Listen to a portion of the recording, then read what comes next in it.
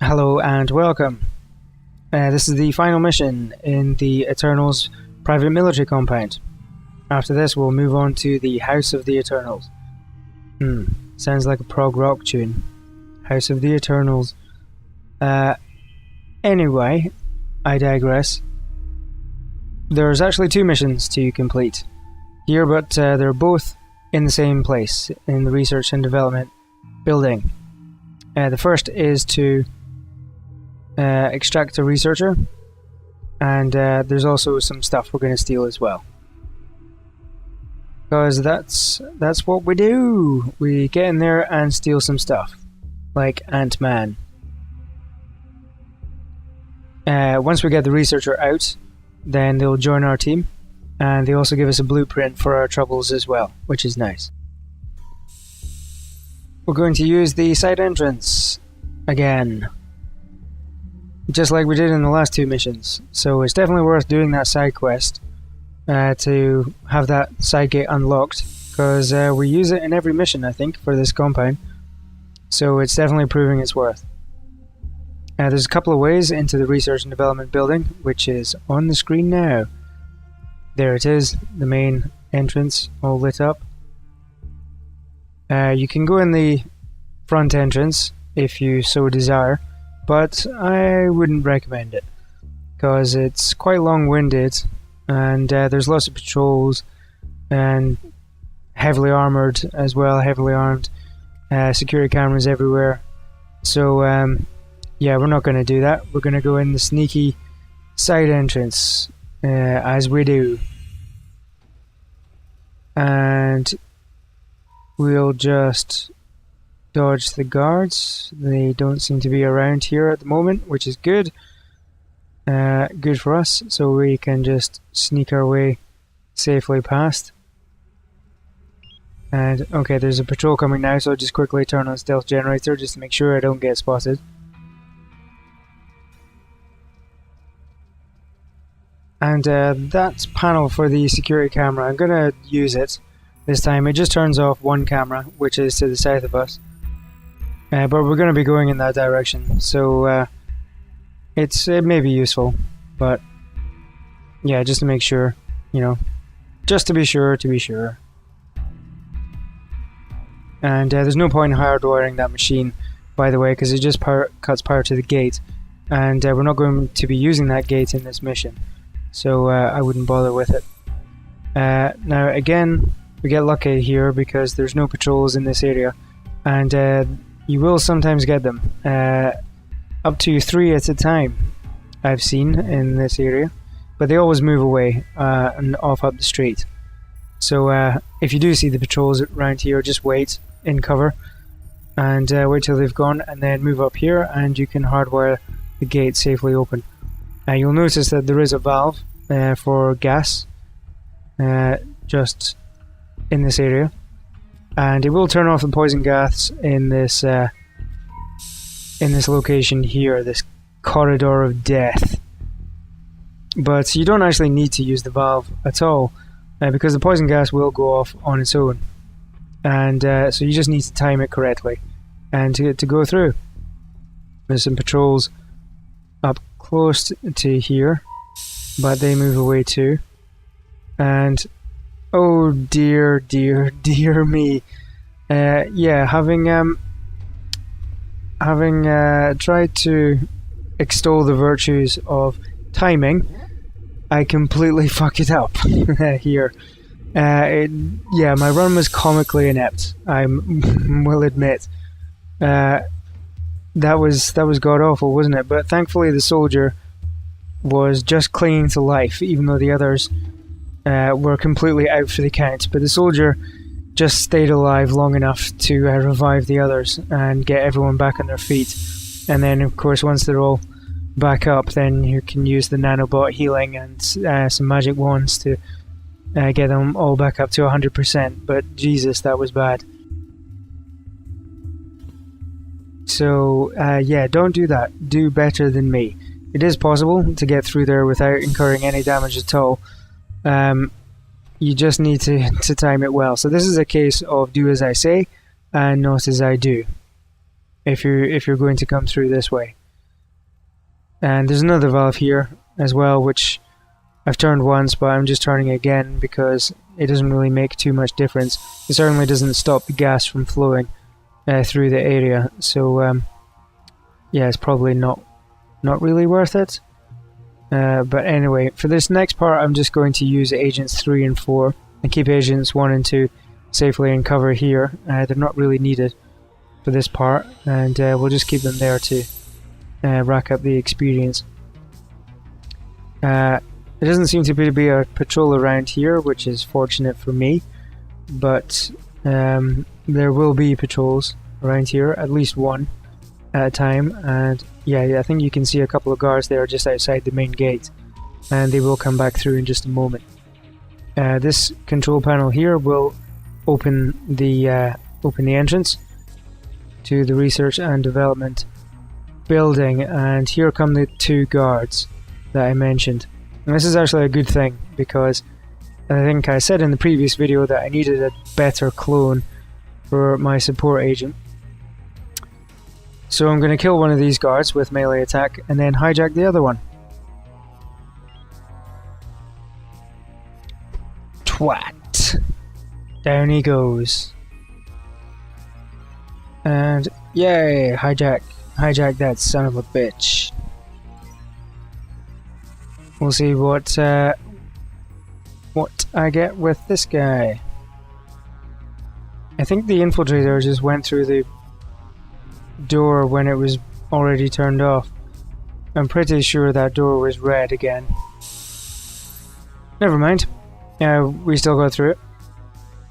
So yeah, I think we'll send off the hijacked man to go back to base, and we'll turn him into the support agent in just a moment.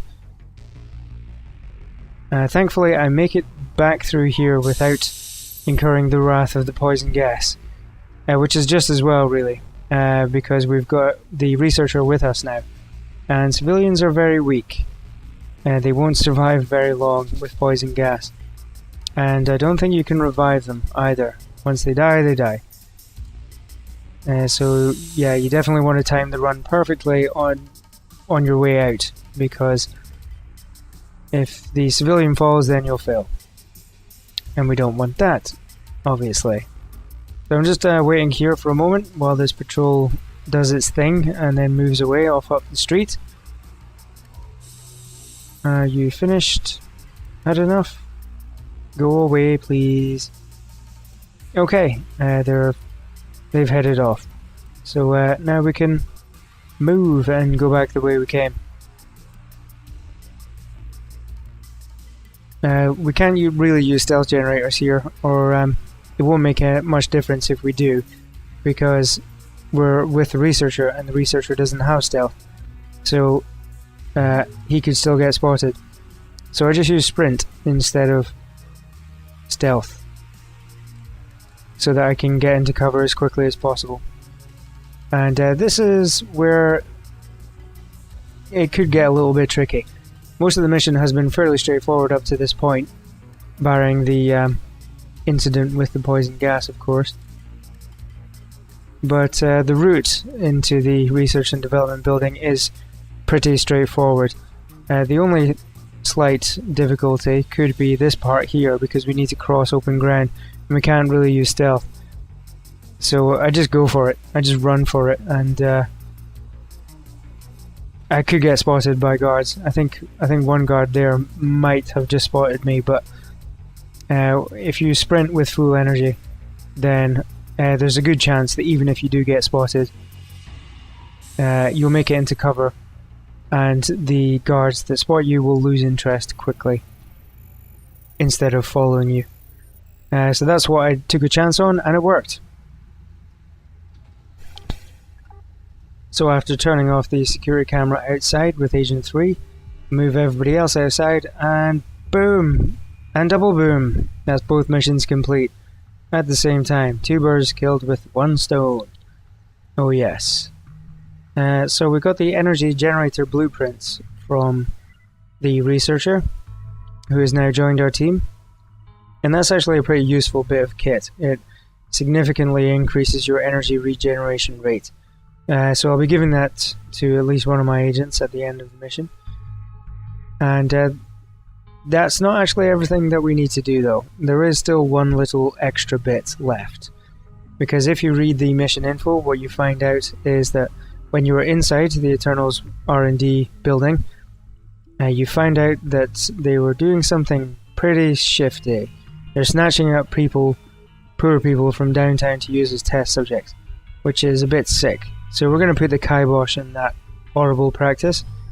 And you need to use roll scan to identify the target. And what I try and do here is get as close to as many people as possible and then use team stims to give me a good chance of cutting them down and targeting them with melee attack as soon as possible, because as soon as you identify the target, they will do a runner. They'll take off up the street.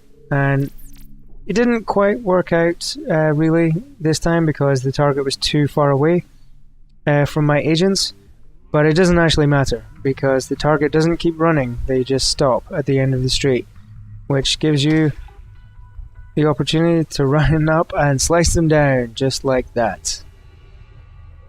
You do get something out of it for doing this. It's not just about doing what's right, because it is pretty morally wrong to use poor people as test subjects against their will. But doing this will also give you a little boost because it reduces the damage that the Eternals cause you, reducing it from 100% down to 90%. So, you know, there's a little extra bonus for you. Now that we've completed all the activities for the private military compound, the only thing that's left to do is to check on our gear and skill points. Now I try and fast travel back to the grid, but it won't let me because I'm still near the still warm body of the target that we've just cut down. So you can't fast travel when you're around dead people. So I'll just hear my agents down here to the nearest relay beacon so that I can get some tasty gear just as soon as I get through this gate. Okay, and this relay beacon is looking suspiciously off.